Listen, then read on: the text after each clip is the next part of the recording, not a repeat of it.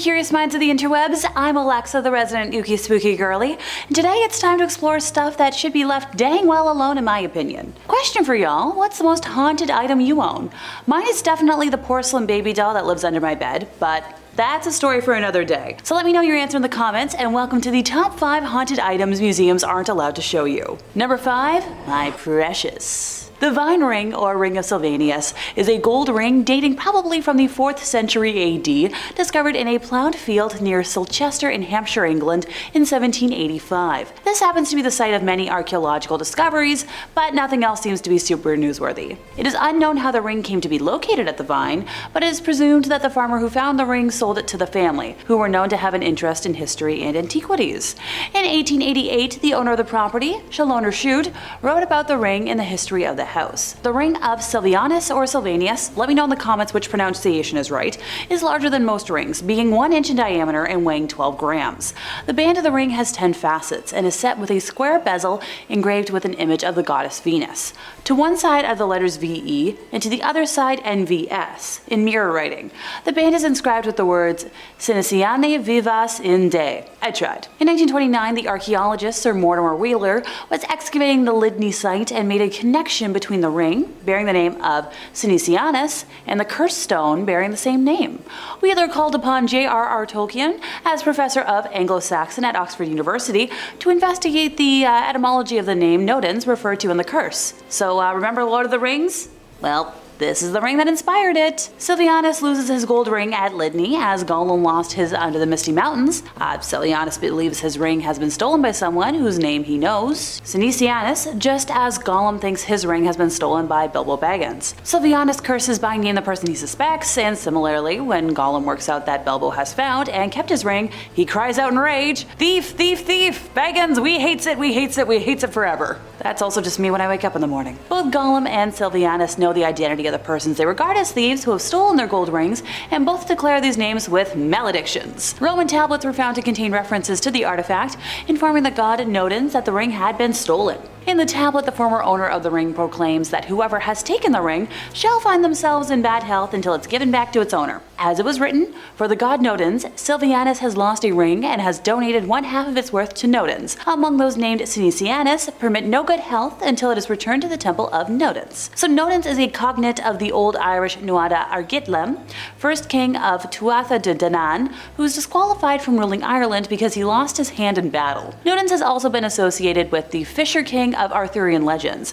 the Norse god Njord of the Vanir, who is the god of wine, fishing, sailing, and fertile land along the seacoast, and the Roman god Mars. By all accounts, Nodens could be a rascally deity and well inclined to help with a curse, I thought, maybe put that thing back where it came from? Or so help me? Currently it's in a museum somewhere, but thankfully not on display, and the exact location is also unknown, which that's a win in my book. Number 4, a copy of Crying Boy. So when Bob Smith was a young person in the 70s, he became fascinated by a painting in his grandmother's house. It was a cheap print of a well-known piece and was hung on the living room wall. The photo depicted a boy who was similar age to Bob and for some reason looked sad and downcast, with tears brimming from his troubled eyes. A few years after the painting went up on the wall, there was a devastating kitchen fire in the house, and while the kitchen was destroyed, the rest of the house was undamaged. Now the painting was eventually sold in a garage sale to Ed Warren. You know that name. I know you know that name. For years it puzzled Bob why his grandmother got rid of the painting until he read a series of articles about a curse painting, which was, yep, The Crying Boy. So The Crying Boy was one in a series of paintings by artist Giovanni Bregolin that was completed in the 1950s. In total, Giovanni painted over 60 paintings, and up until the early 80s, prints and reprints of his images continued to be mass-produced.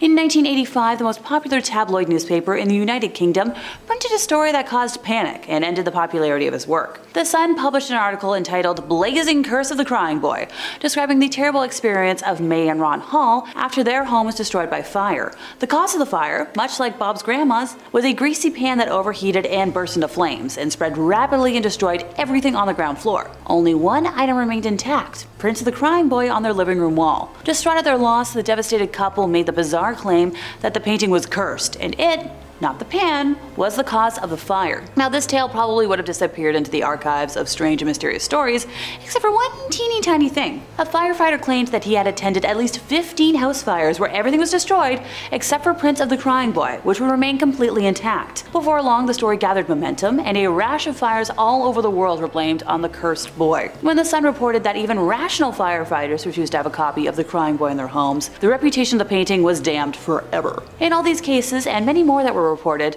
the paintings of the crying boy remained unharmed. Now, most copies were burned in a massive bonfire held by the Sun newspaper and led by professional firefighters, but to this day, a few copies still exist, and I'm just gonna steer clear of those places. Now, I haven't heard of any of them being officially on display, which, great relief. Number 3, a vase you'll want to break. So for centuries, a common wedding gift given to brides of royalty and wealth were intricate and expensive vases. Back in the 12th century, the Duchess Eleanor of Aquitaine gifted her husband-to-be, King Louis VIII, a raw crystal vase. So, it wasn't unusual when a woman in the 15th century received a vase as a wedding gift, but it was just kind of silver and plain looking. There was no intricate markings, no lavish decorations, and it didn't really appear to be expensive, but this particular vase contained a curse that would continue to take lives for the next 5 centuries. Not much is known about the woman who originally received the vase way back when, other than her wedding took place in a northern village close to Napoli, Italy. The stories say she didn't know who gifted her the 4-pound silver vase, but took it to her room for safekeeping, just to be on the safe side. And when the wedding was about to start, she was nowhere to be found. Her husband-to-be searched for her and found her in her room, lying on the ground,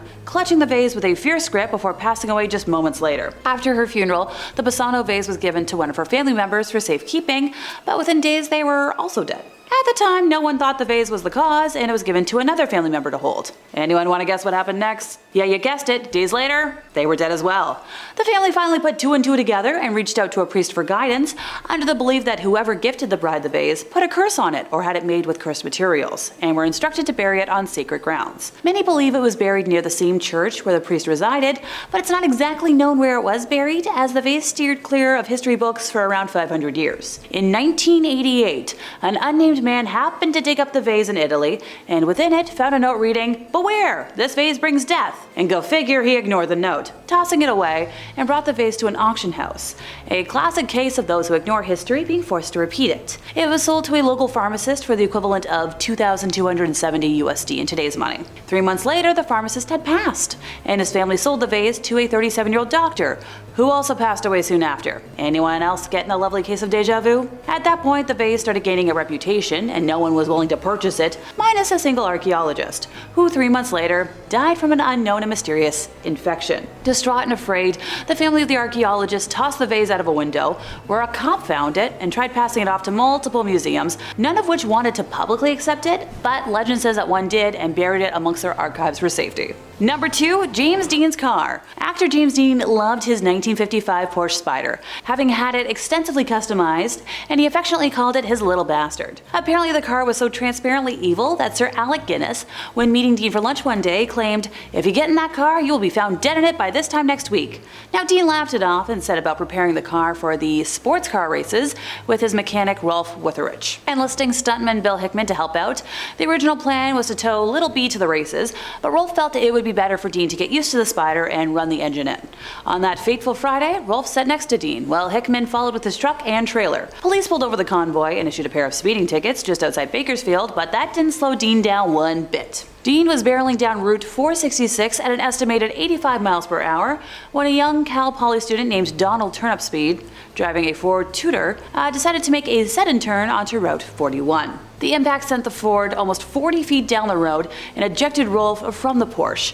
Dean was pronounced dead on arrival at the Paso Robles War Memorial Hospital at 6:20 p.m. But hey, the curse didn't stop there. When mechanics tried to repair the wrecked car, it fell on one of them, crushing both of his legs. Dr. William Eskridge bought the Porsche from a salvage yard in Burbank and proceeded to strip it for parts. He installed the Porsche's engine into his Lotus race car, then loaned the transmission and suspension parts to a fellow doctor and racer, Troy McHenry. Dr. William crashed the Lotus at the 1956 Pomona sports car races, surviving, but McHenry wasn't as lucky. He hit a tree and was killed in the same race, and so the curse of Little B gained strength. 2 thieves who tried to take pieces of the car were both injured, and the Porsche itself carried on. Shortly after the crash, publicity monger and self-proclaimed King of Customs with a K, George Barris bought the Spyder, or what was left of it, promising to rebuild it. When the mangled frame was found to be beyond recovery, he chose to capitalize on the car's notoriety. The Porsche was loaned to the Los Angeles chapter of the National Safety Council, and from 1957 to 59, it went on a gruesome tour of car shows, movie theaters, and bowling alleys. In March of 1959, while in storage in Fresno, the car mysteriously caught fire. It suffered remarkably little damage, just 2 melted tires and some singed paint, and fortunately the fire didn't spread to the other vehicles in storage. Meanwhile, Vase had sold a pair of tires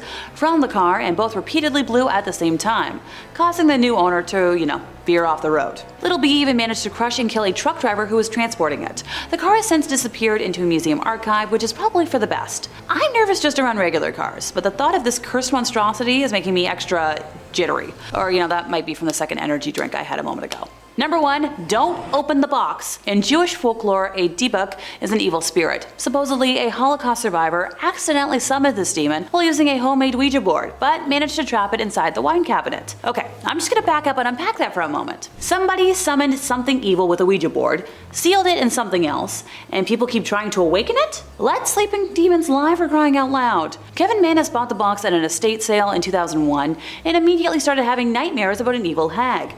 Ditto for the friends who were staying with him. Now, he gave the box to his mother, who suffered a stroke on the same day. The box's later owners have also claimed that the spirit within has appeared in their nightmares as well. The last owner was Jason Haxton, director of the Museum of Osteopathic Medicine, who not only had nightmares, but developed a strange skin disease and began coughing up red fluid. Now, at that point, he contacted his local rabbis, sealed the demon back in the box, and then hid it from the world with help from a museum archivist friend. I don't think I ever want a behind-the-scenes tour of a museum. And that brings us to the end of our time, and yeah, I'm good on leaving cursed objects be, so I hope today was a lesson for anyone that needed one. If you enjoyed my ramblings, could you help us out by giving this video a like, subscribing if you aren't already, hit the bell for more haunted content from us here at Top 5 Scary Videos, and I'll see y'all next time, you lovely spooky people.